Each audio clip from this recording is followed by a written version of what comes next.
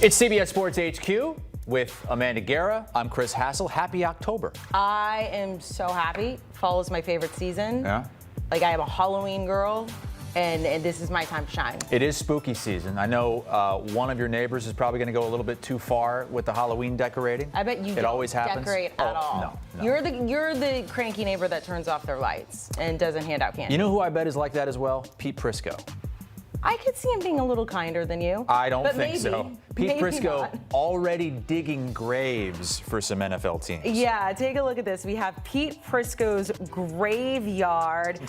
Teams that he has already buried this season heading into week 5. We're about a quarter of the way through the season right now. So the Dolphins, the Jets, the Titans, he says there is no hope for you.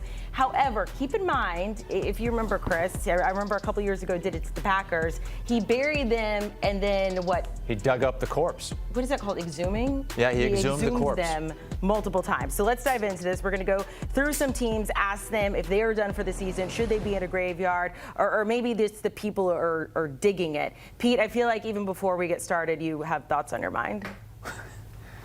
Well, the reason I'm talking about graveyard and stuff, my uncle is and was a longtime mortician, so he used to tell me stories all the time about bringing the bodies in and they'd be dead and all of a sudden they'd start moving again and like they'd have to stake it, so some teams could come back to life. I don't think these teams are coming back to life, but I do think that some teams can come back to life. Pete, I just realized if you and I ever wanted to go out for Halloween, I could be Wednesday Addams and you could be Uncle Fester, because I think you're getting ready for that role. Wow, I'm Uncle Fester? He's God, a great help me. If I look like Uncle Fester, I better go get a hair transplant or something. Give me a break. Oh my gosh. Okay, all right, let's dive into this. Let's start with the Bengals here. They are now a double-digit underdog going up against the Lions. That is not really a surprise given what we have seen so far. Pete, are they buried? Are they in the ground yet? Where are you standing? Well, I said as soon as Joe Burrow went down, they were buried. And I know they're 2-2, but has anything given you any indication at all that they can climb out and be a playoff team? No, absolutely not. Look, Drake Browning's not any good. The offensive line is terrible.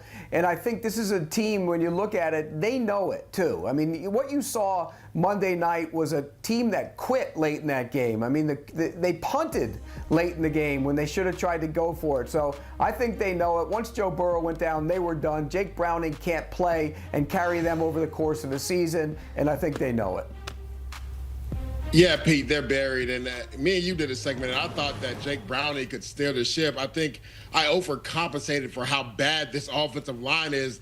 Case in point, the reason why Joe Burrow is hurt is because of the offensive line. So really wouldn't matter who's at quarterback right now. I think the Bengals would continue to struggle. You talked about it in the last 2 weeks. It's been a blitzkrieg. They go against the Minnesota Vikings and then also the Denver Broncos, and they have not been able to protect Jake Browning. To your point, as soon as Joe Burrow went down, it was time to put this team in the graveyard. The Bengals right now, the only team in the Super Bowl era with fewer than 55 rushing yards in each of their first 4 games. That tells you how bad it is. Let's move on to another team, the Ravens. It would feel, I think it would feel premature to say that their season is lost. Lamar out for maybe a couple weeks. He may try to rush back. We're not really sure about that right now. But Pete, I mean, when this team has Lamar, they win about 70% of the time. Yeah, and they're not in a division that's very good. I mean, Cleveland's making a quarterback change to a rookie. You have Pittsburgh's 3-1, but does anybody know how good they really are? And then we just talked about the Bengals. So that's why they're not done. But they've played like a team that normally in a good division we'd be sitting there saying they are done. If Lamar Jackson's out for any length of time, and 2 weeks is not a length of time, but if it was 2 weeks, he came back, he pulled it again, he was out for 4 or 5 weeks, they'd be in big trouble because their defense isn't very good. They're getting beat on both lines. They bust coverages in the secondary. And so when you look at it on paper, this is not a good football team right now. And he's not the only guy hurt. They have guys across the board. Matabiki's out for the year. He's their best interior defensive lineman. So if Lamar Jackson's done for 4, 5, 6 weeks, and I'm not saying it's all going to happen in a row because I think he comes back in a couple weeks, but sometimes with hamstrings you hurt him again right after you get back, then I think the Ravens are in big trouble. Right now, though, not buried. Yeah, I agree with you, Pete. They're not buried. This is a team that is synonymous with winning. But to your point, they have not looked like themselves, right? They have all the injuries on the defensive side. And even with those guys playing, they were really struggling. You saw Kyle Van Noy with his head down. He hasn't been back since, I believe, week 1. Roquan Smith, you see it right there. He's hurt. Nate Wiggins, their starting corner. Marlon Humphrey, their starting slot corner. And even Ronnie Stanley, who's struggled at left tackle this year. These are all frontline prominent players that are out or potentially out. Like Lamar Jackson, I heard there's a rumor that he actually might try to go. But to Pete's point, so much of his game is predicated on him being able to avoid pressure and make plays, buying time with his legs. So you wonder if he's not able to do that at 100%, where does this leave this team? Because they haven't been able to stop anybody on defense. To Pete's point, right, when you look at the starting quarterbacks in this division, you can't say the Ravens are done. But if Lamar is gone for a significant part of the season, then they will be done because they cannot do anything without Lamar Jackson under center. I'm not ready to bury them yet, but this is a big game versus the Texans, whether Lamar plays or not. If they're able to squeak out a win out of the next 2 and then maybe get everybody back healthy after the bye, this team could potentially go on a run. But that's a big if. We just don't know where they are health-wise right now. Guys, I was a little surprised by this, even given the fact Lamar is out. Do you know the line for Texans at Baltimore? It's probably Texans minus 3.5. Texans minus No, it's 1.5. not that much. Texans Yeah. minus 1.5 on the road. It's just a number we didn't necessarily see coming at the beginning of the season. So let's go into the Texans. Are they lost right now? I mean, Pete, you've talked about this offense before the season even began and all the troubles that they were about to have. Yeah, and the offense is still not fixed. I mean, you had some success last week against, bad Titans team, so they feel pretty good about themselves. But the defense is fantastic, and the defense can carry them to victories. And if Lamar Jackson doesn't play this week, I think it will carry him to a victory. But I still think they're done. And the reason, not buried quite, but you look at the schedule, they're on their way to being done. The division's not great. We know that. Jacksonville and the Colts are both 3-1. But do we know how good they really are? But here's the problem with the Texans. Take a look at their schedule. It is just brutal across the board.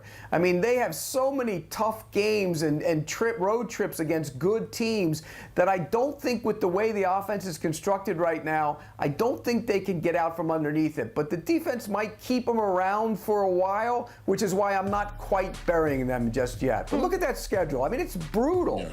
It's just brutal.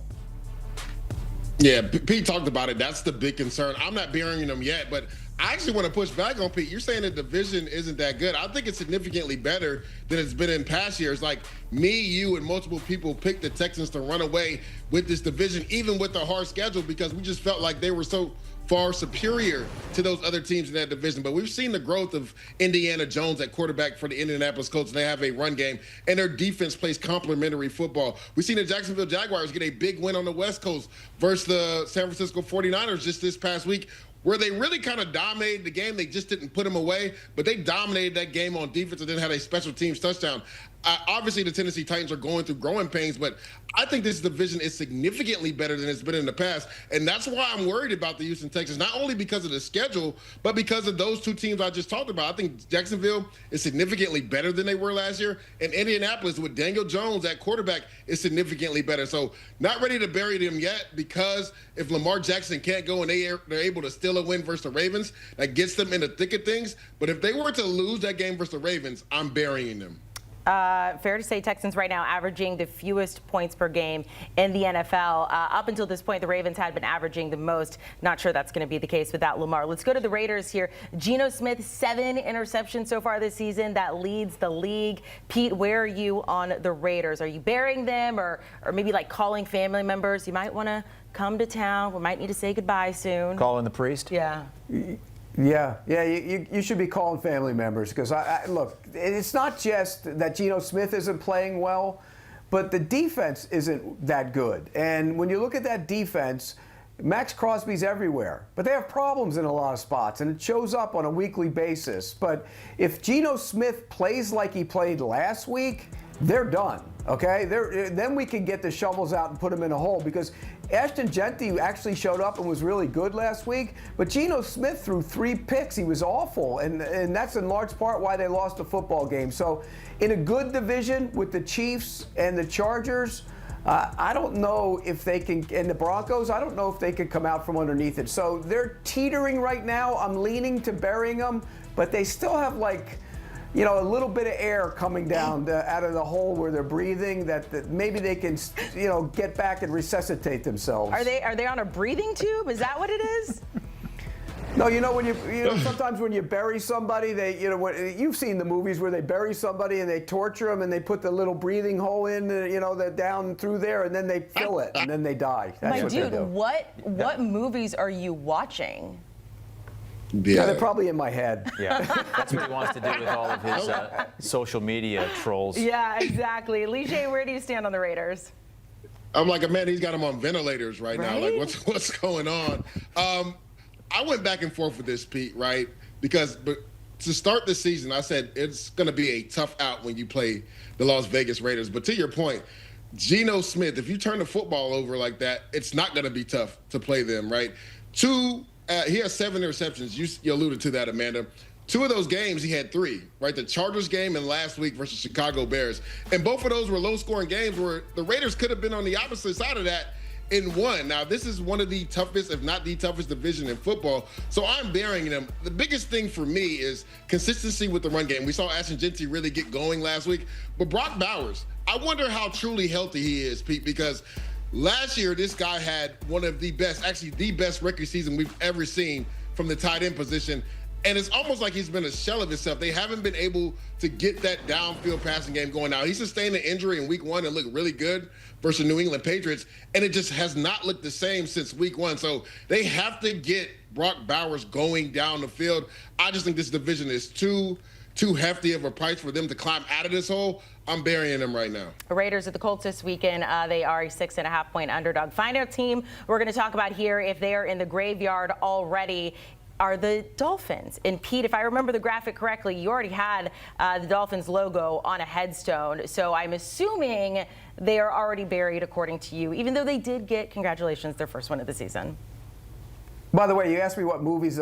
Saw 1, 2, 3, 4, 5, all of them. They all have the gory killings in all of them. So maybe that's where they got that from. But as far as the Dolphins, they're done.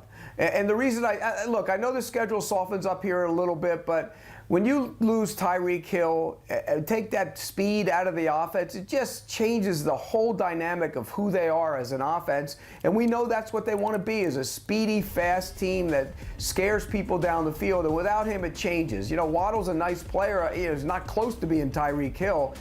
So I think when you look at the Miami Dolphins, I think they're done. And look, in a division where you have the Buffalo Bills, in a division where you have the Patriots who are a little resurgent, I think they're done, Miami.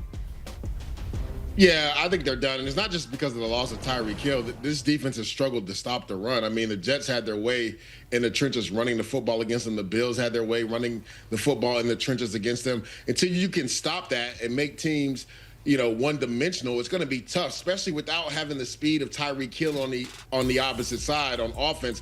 And all you got to do is look at the tale of 2 halves versus the Jets last week, right? In the first half, the Dolphins moved the ball up and down the field because Tyreek the field, and that forces you to kind of play that too high safety shell because you respect the speed of Tyreek Hill, and then all the underneath passing game becomes available for Tua Tagovailoa. Well, that didn't happen in the second half. The Jets disguised like they were playing man coverage, went to zone coverage, and Tua Tagovailoa could not find connections with his receivers in the second half. So I look for more of that to happen because Tyreek Hill, again, he puts the fear of God in defensive coordinators and defenses, which forces you to have those 2 high safety look, which opens the run game for Devon Achane. If you don't have if you don't have Tyreek Hill, you can add more guys to the box to slow down Devon Achane. So I believe they're buried, not only because of the Tyreek Hill injury, but because that defense has struggled this year as well. Pete, because I already took a shot at you, I'm just going to add on another. Do you remember the days of silent films back when you were probably a young child? No, I do not, by the way. I do remember black and white Charlie TV, Chaplin though. era? I do have that going for I do remember black and white TV, so I can actually say that was a part of my lifetime, black and white TV. You know what? I love that. I absolutely do. The reason I asked about silent films is because we're not exactly sure what Shedeur Sanders is doing when he is now talking to reporters. Take a look at this.